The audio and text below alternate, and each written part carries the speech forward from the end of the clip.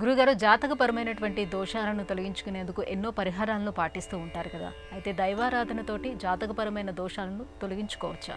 నిరభ్యంతరంగా చాలామంది అంటూ ఉంటారు, ఏమనంటే శివాజ్ఞ లేనిదే చీమైనా కుట్టదు, ఇలా జరిగి ఉండాలి అన్న కారణం చేత కొన్ని కర్మలు మనం పూర్వం చేసి ఉన్నాం కనుక ఇలా జరిగింది, కనుక నేను దీనిని అనుభవిస్తున్నాను, అవశ్యం అనుభోక్తవ్యం కృతకర్మ శుభాశుభం. కనుక ఆశ్చర్యం ఏమున్నది, నా నుదుటన ఇలా వ్రాసిపెట్టి ఉన్నది బ్రహ్మదేవుడు పూర్వమే రాసిపెట్టి ఉన్నాడు. ఇలాంటి ఇల్లాలితో ఏగడం, ఇలాంటి భర్తతో బాధపడడం, ఇలాంటి సంతానాన్ని కలిగి ఉండడం, ఇలాంటి బంధువులు కలిగి ఉండడం, ఇలాంటి ఉద్యోగం చేయవలసి రావడం, ఇలా ఎవరికి వారు నచ్చ చెప్పుకుంటూ ఇలా ఇలా ఇలా ఇలా సర్దుకుంటూ ఉంటారు. కానీ ఇవన్నీ సత్యదూరాలు కావు, సత్యదూరాలుగానే మనం చెప్పుకోవాలి. ఎందుకని అంటే వాస్తవికాలు కావివి, కర్మలో ఉన్నది కాబట్టి అనుభవిస్తున్నామండి అంటే కర్మను మార్చేటటువంటి వర్తమాన కాలం మన చేతిలోనే ఉంది. గతాన్ని మార్చలేం, నిన్న తిరిగి రాదు. నిన్న చేసిన కర్మ కారణంగా ఈరోజు ఇలాంటి పరిస్థితిని ఎదుర్కోవలసి వస్తున్నది.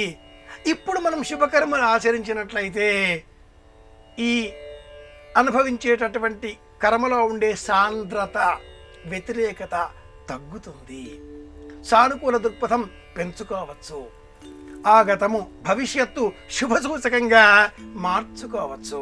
అందుకోసమే పరిహారాలు, పరిష్కార మార్గాలు, శాంతి ప్రక్రియలు.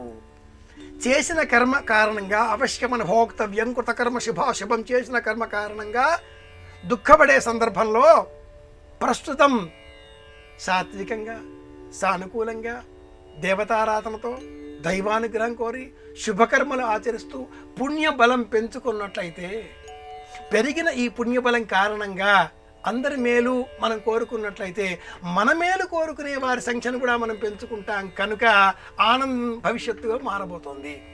భవిష్యత్తు కాలం కొంత ఆనందకరంగా మార్చుకోవచ్చు. జ్యోతిషంలో ఒక అంశం ఉందండి.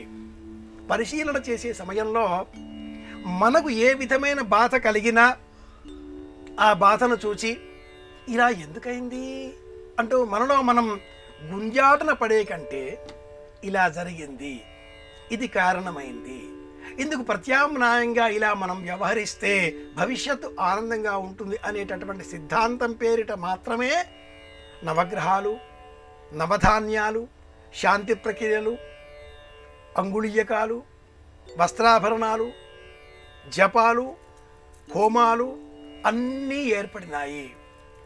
ఔషధము, యంత్రము, తంత్రము, మణిధారణ ఇవన్నీ కూడా ఈ రూపంలోంచే వచ్చినవి. కనుక ఇలా జరిగింది, ఇంతే నా కర్మ అనుకోకుండా ఇక నుంచి మంచి చేసే ప్రయత్నం చేద్దాం. ప్రాయశ్చిత్తం అంటే, పశ్చాత్తాపం అంటే పూజలు చేయడం కాదు సుమా, అవి చేద్దాం, కానీ ఆ తప్పును మళ్ళీ చేయకుండా ఉండగలగడం, ఇది ప్రాయశ్చిత్తం, ఇది పశ్చాత్తాపం.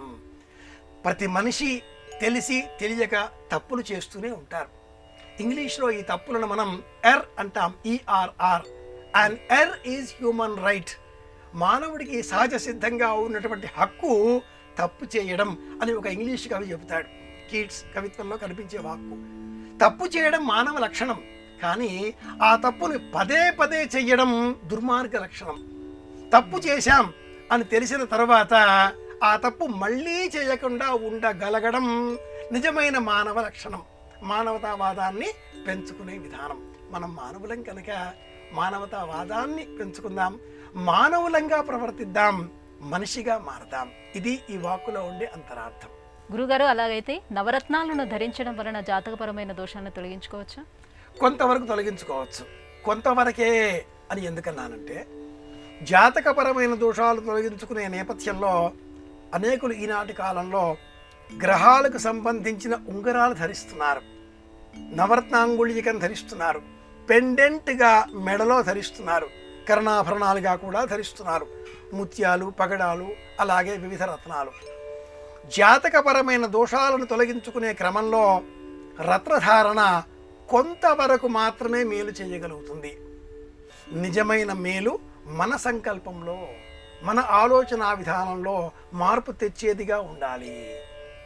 అందుకోసమని ఉపవాస వ్రతం శారీరక పరమైనటువంటి నియమం కారణం చేత శరీరాన్ని కూడా కృషింప చేయడం వలన పదే పదే మనస్సులో ఇది దోషం, ఇది బాధాకరం, ఇది తప్పు, ఇది అన్యాయం, నా దేహానికి ఈ కారణంగా వచ్చే దోషం తొలగించుకోవడం కోసం ఈ పదార్థం తినడం లేదు, ఉపవాసం ఉంటున్నాను, ఇలా కఠినమైన నియమాలను అనుసరించడం. కృతే సకల దోషార్థం ప్రాయశ్చిత్తం అభోజనం అని శాస్త్ర ప్రమాణం.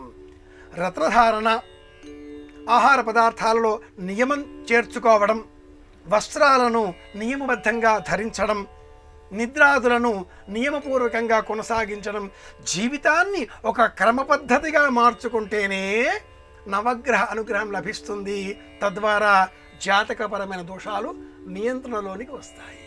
ఇది సమాధానం.